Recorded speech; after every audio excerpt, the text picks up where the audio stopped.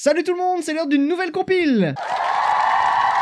On va donc passer en revue quelques-uns des mèmes les plus marquants de ces 6 derniers mois, et pour certains d'entre eux, c'est aussi l'occasion de parler de mèmes plus anciens. Au programme des mèmes sur des animaux, sur des jeux vidéo, sur les Jeux Olympiques bien sûr, mais aussi quelques wibris. Et on commence tout de suite avec une expression très populaire sur les réseaux sociaux, notamment sur TikTok.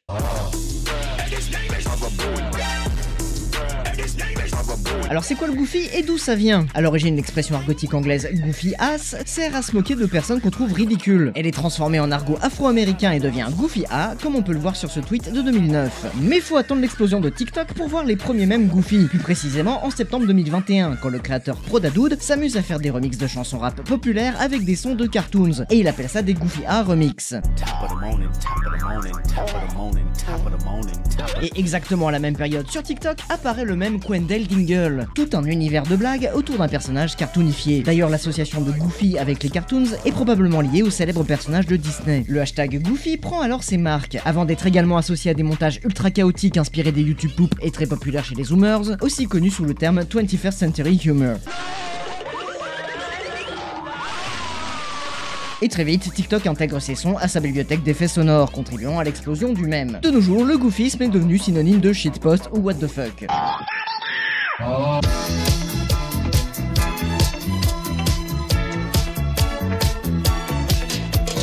Pour le retour du printemps, c'est la grosse stuff chez les animaux. Un mème lancé par ce mignon petit raton laveur qui bouge comme s'il s'ambiançait sur un DJ set. À l'origine, il s'agit d'un TikTok posté en septembre 2023 par Flexa30. Le format de la vidéo prend le point de vue d'un disque qui tourne et ça donne l'impression que le bébé raton est en train de mixer en marquant le tempo avec ses petites papates. Tout ça sur la musique Cagdela des deux DJ russes, Lida et Mazelov.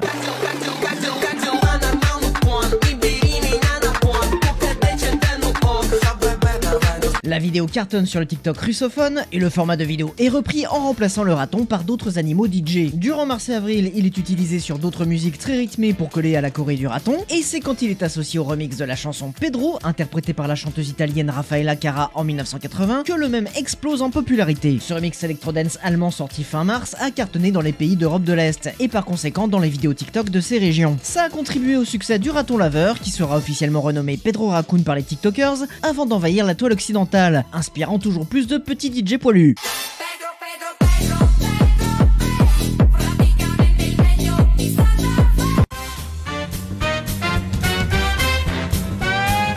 Durant le mois de mai, les artistes se sont amusés à redessiner sur cette photo issue d'un B-reel pris par J.K. Queen, alors en transe totale lors d'un concert de Madison Beer. Elle poste sa photo sur les réseaux sociaux le 21 mars, mais c'est ce repost du 30 avril sur x.com qui va démarrer le mème. Le changement de ton entre la photo de l'artiste qui chante calmement les jambes croisées sur scène et le selfie en mouvement du fan déchaîné dans le chaos de la foule a fait beaucoup rire les internautes. Et c'est le 1er mai que la vague la plus significative de Ridro du mois est lancée avec le post de Artist Astra. La scène est alors redessinée avec des personnages issus d'univers pop culturel bien connu. Typiquement, le selfie prendra le visage d'un personnage ayant une relation particulière avec l'objet de son désir ultime, qui remplace alors la chanteuse sur scène. Ça peut aussi bien être de l'admiration, ou bien du pur fanatisme, de l'amour familial voire sentimental, ou tout simplement un immense respect. Bref, le but est de montrer un perso simper un autre dans le fanatisme le plus absolu, la mise en image parfaite du concept de fandom. Simple mais terriblement efficace pour un mème.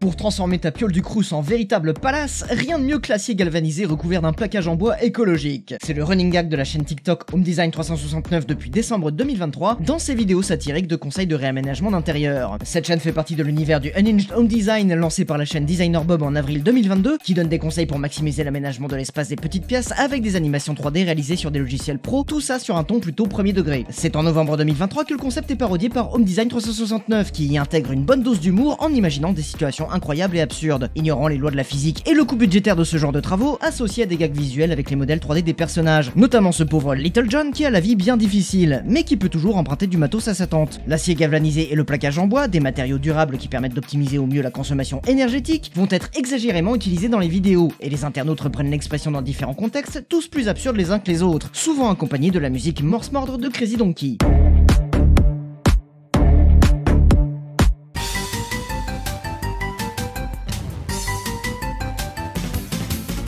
Le 13 mai 2024 sur Insta, Piste Mario imagine les origines de Dr Mario dans une série d'images générées par IA sur le ST Fever de Smash Bros, version réarrangée du thème du jeu d'origine qui est utilisé depuis plusieurs années dans des mads japonais.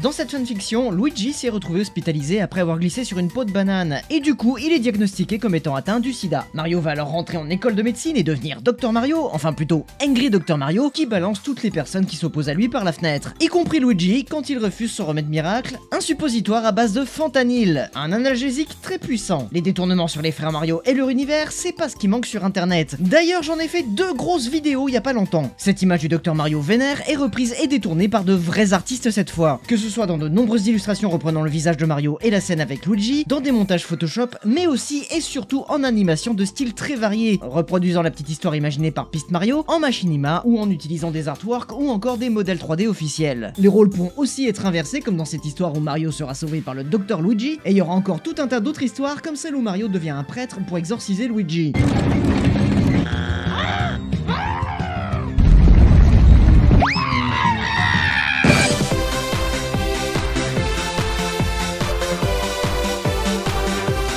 Depuis l'annonce de l'Union des gauches pour le nouveau Front populaire suite à la dissolution de l'Assemblée nationale par l'empereur Dieu Jupiter Ier le 9 juin dernier, les artistes et shitposters de Twitter s'en donnent à cœur joie pour soutenir la campagne de ces élections législatives express très anticipées, en parallèle des folles aventures d'Eric Ciotti. Le premier qui approche, je le mets. On a vu fleurir de nombreux édits vidéo des plus gros BG de l'Union sur fond de K-pop, des parodies de génériques d'animés comme à l'époque des présidentielles, ou encore des montages avec les affiches de campagne remplaçant les candidats par d'autres personnages. Mais on a surtout vu des héros de manga et de jeux vidéo appelés à voter pour le Front populaire le 30 juin prochain. Initié par Nadeshi dès le 11 juin avec ce fanart d'Hatsune Miku en manif, la proposition est massivement adoptée par d'autres artistes qui reprennent l'idée et les mots en précisant sur chaque tweet « c'est pas moi qui le dis, c'est le personnage ». En parallèle, la version de Colfeo, qui reprend un screen du jeu Céleste, engendre une grosse quantité de détournements, spécifiquement avec des univers de jeux vidéo cette fois-ci. La jeunesse emmerde le Front National, c'est pas moi qui le dis, c'est les Berus. La jeunesse emmerde le Front National. La jeunesse emmerde le Front National.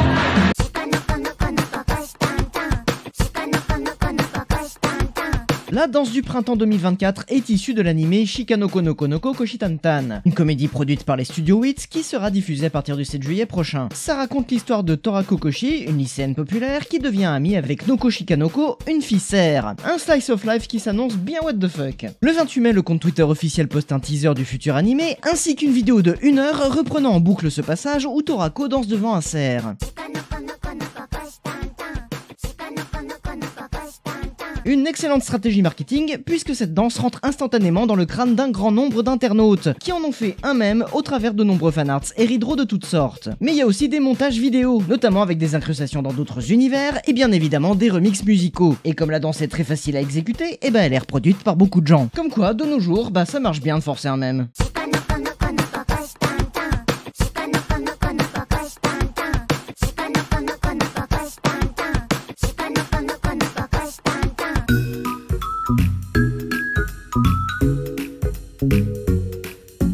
Le 12 juin dernier, le réseau social Twitter a été bousculé par une nouvelle décision d'Elon Musk, rendre privé les likes et l'onglet dédié pour tous les utilisateurs. Dès le lendemain, Dreamy réagit en ressuscitant le bouton de likes de feu le Miiverse de Nintendo et incite les tweetos à l'utiliser pour rendre les likes super visibles et troller au passage, parce que si tout le monde se met à utiliser une image pour un simple like, ça peut vite bourrer les serveurs. Du coup, gros coup de vieux pour les zoomers du réseau qui se souviennent avec nostalgie des vagues de yebombing et autres bots qui saturaient les serveurs de Nintendo durant les années 2010. Très vite, le nouveau bouton like est repris par les tweetos qui s'amusent à le détourner pour l'adapter à tout type de réactions, positives comme négatives, et remplace l'émoticône par d'autres silhouettes, puis par des personnages issus de licences Nintendo, mais aussi d'autres univers vidéoludiques et pop culturels. Et même s'il y en a de très beaux, le but est aussi de reproduire la qualité dégueulasse de la version 3DS. Oui, parce que personne n'a eu la Wii U enfin. Tout ça aura duré quelques jours avant que l'urgence politique prenne le relais dans les trends.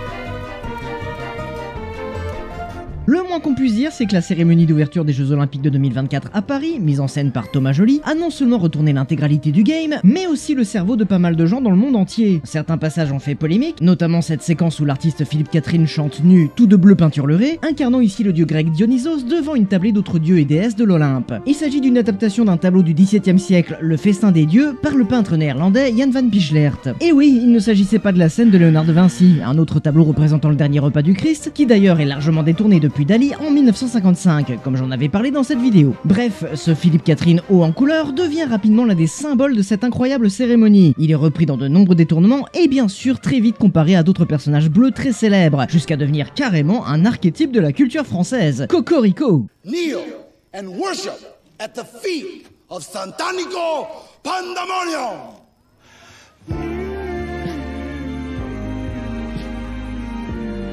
Tout simplement tout nu.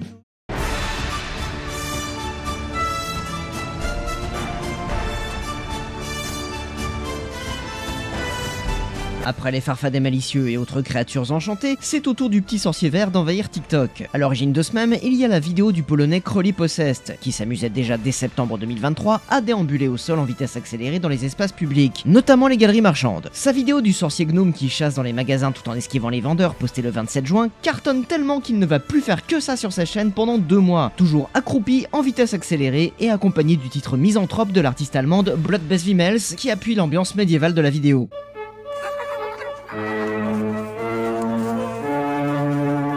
De cette popularité découle beaucoup de fanarts et de détournements du micromage durant les semaines suivantes. Même le Rick Grimes du Leclerc de Pont-l'Abbé l'a parodié. Et il ne faut pas attendre longtemps avant qu'un antagoniste se pointe, le chevalier. De là tout un lore est créé à propos du royaume des gnomes qui serait envahi par les chevaliers, et la bataille entre les deux factions est livrée, toujours sur le ton de l'humour, à grands coups de vidéos et de commentaires sur TikTok.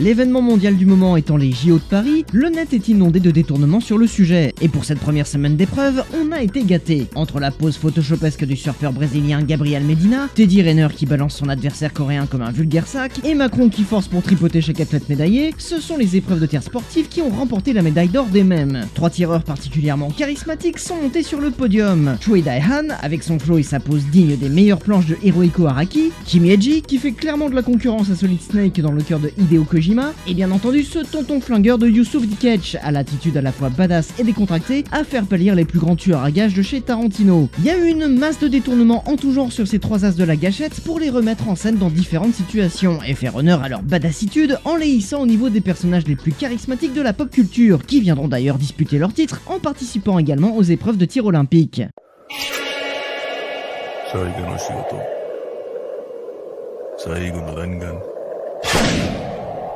私は失敗できない。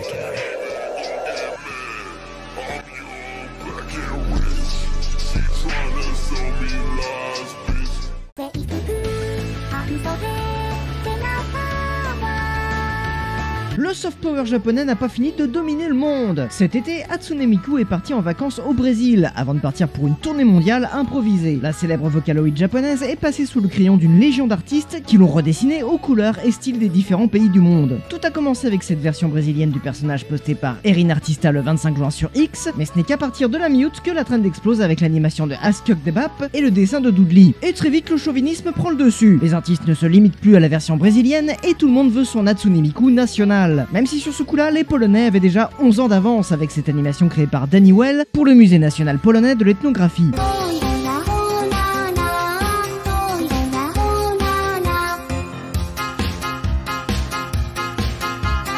Et en France, on avait déjà Miku en manif par la cosplayeuse connasse de blonde. D'ailleurs, la version française de la Vocaloid a fait la fierté de l'Hexagone en faisant rayonner la richesse culturelle de nos régions. Et la Beaufry aussi. Puis le même est revenu à quelque chose de plus classique en mixant le personnage avec d'autres licences pop culturelles. Une très belle dernière trend que nous a offert le Brésil avant de couper les ponts avec le réseau social d'Elon Musk.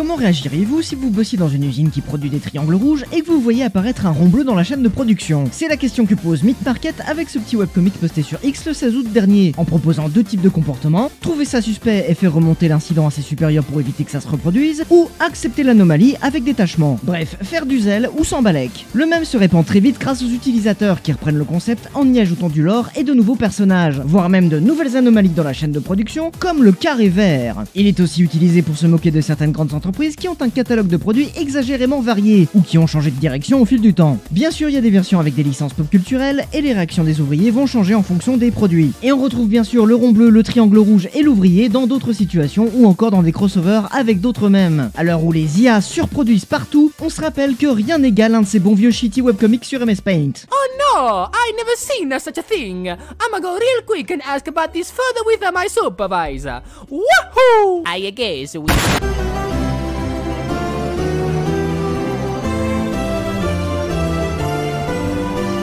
Après Hatsune Miku, c'est au tour de la princesse Peach de se transformer sur X. Mais pas n'importe quel Peach, puisqu'il s'agit du sprite de sa toute première apparition dans Super Mario Bros sorti en 1985 sur NES, quand elle était encore rousse. La tendance a été lancée le 9 septembre sur X par Justin Sear avec son resprite du personnage. Une pratique bien connue des ROM hackers qui consiste à refaire les sprites d'un jeu 8 bits. Et comme Super Mario Bros fêtait son 39e anniversaire le 13 septembre dernier, ça a fait exploser la trend le week-end suivant. Peach nous a alors offert un défilé de sprites stylés, allant du très simpliste au très complexe, en passant par les innombrables versions sexy et bizarres, ou encore divers crossovers avec des licences de l'époque, voire carrément des modèles animés pour les plus motivés. Et il y a eu des vannes sur son apparence étrange, genre là elle fait un pouce ou elle pointe son index. Très vite les artistes vont aussi relooker Mario, Toad, Bowser et Luigi, mais ne vont pas s'arrêter à cette licence puisqu'on verra des resprites de Samus et de la princesse Zelda originelle. Puis ça a évolué vers les pixel art et les Ridro classiques, mais ça c'est pas nouveau, il y en avait déjà eu sur ce personnage par le passé.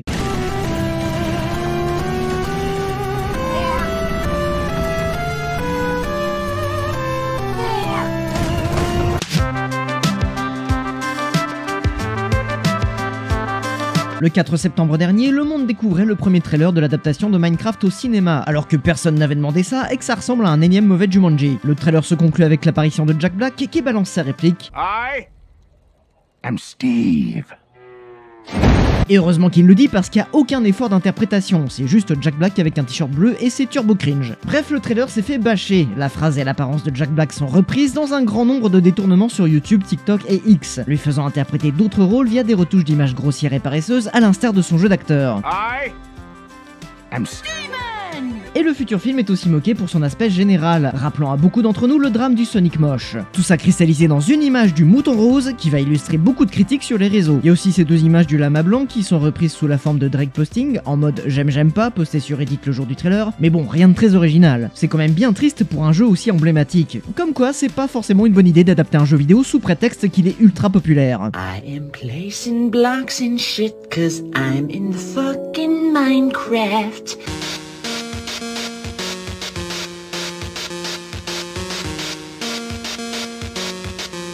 Vendre une console hors de prix sans aucun jeu exclusif dans son catalogue, à part le remake de Demon's Souls, c'est l'argument qu'on retrouve chez beaucoup de détracteurs de la PS5. Ça rappelle la guerre des consoles entre la PS3 et la Xbox 360 à la fin des années 2000, et ce même, la PS3 n'a pas de jeu comparé à la concurrence, repris en 2008 par les channeurs du board V à travers différents formats, comme cette parodie de la chanson de Chocolate Rain. Dear PlayStation, just got my PS3.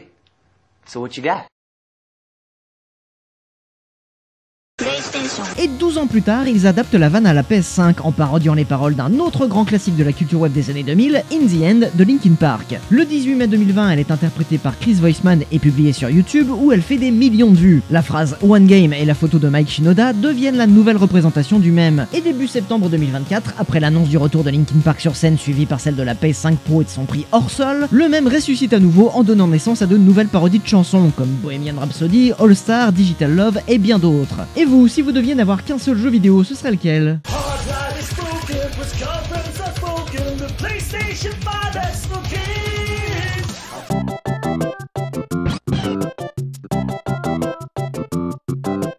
C'est qui qu'est-il plus fort entre l'hippopotame et l'éléphant? Le bébé hippopotame, bien sûr. Rappelez-vous Muan, le bébé hippopotame nain du zoo de Chonburi en Thaïlande, qui était devenu un mème en 2022 en mordant la jambe d'un employé. Et bah 2 ans après, c'est un autre bébé du même zoo qui conquiert internet. Né le 10 juillet dernier, la petite femelle nommée Mudeng, d'après la soupe de porc thaïlandaise, a fait craquer le cœur des internautes avec sa tronche à la fois hyper mignonne et turbo angoissée. Durant le mois d'août, les réseaux sociaux officiels du zoo ont été abreuvés de photos de Mudeng, notamment celle-ci devenue instantanément ultra virale, et la popularité du bestiau a accouché de produits dérivés par le zoo et de récupération marketing divers, allant de la pâtisserie au maquillage. Et début septembre, les premiers détournements apparaissent, notamment beaucoup de fanarts, comme d'habitude avec les trucs mignons.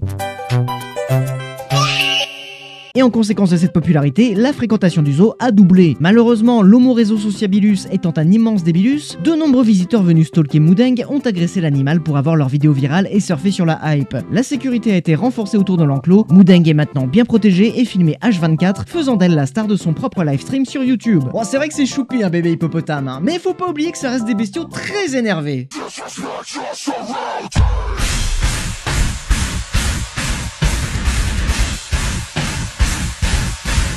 Bref, si vous voulez stalker Mudeng, eh ben je vous ai mis le lien vers son stream dans la description avec les autres sources comme d'habitude. Sinon, la dernière fois je vous avais parlé de la future vidéo des 10 ans, eh ben ça avance.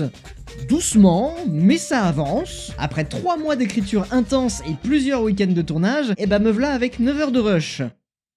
Et il me reste encore des plans à tourner. Bref, ça va prendre encore beaucoup de temps avant que vous puissiez la voir, malheureusement. Mais sachez que je me défonce vraiment énormément pour vous proposer la meilleure vidéo que je puisse produire avec les moyens actuels. D'ailleurs, si vous voulez m'aider à produire cette vidéo, ainsi que toutes les autres, il y a toujours mes pages Tipeee, Patreon, KissKissBankBank. Bref, il y a plein de moyens de mécéner et d'obtenir l'immense privilège de voir les vidéos en avant-première, sans pub, et surtout en version non censurée, au cas où il y aurait des trucs qui coincent sur les plateformes publiques. Un énorme merci à toutes et à tous pour votre soutien et pour avoir maté cette vidéo aussi. On se retrouve très vite pour de nouvelles actualités mémesques verticales. Et en attendant la vidéo de 10 ans, bah prenez soin de vous et m'aimez-vous.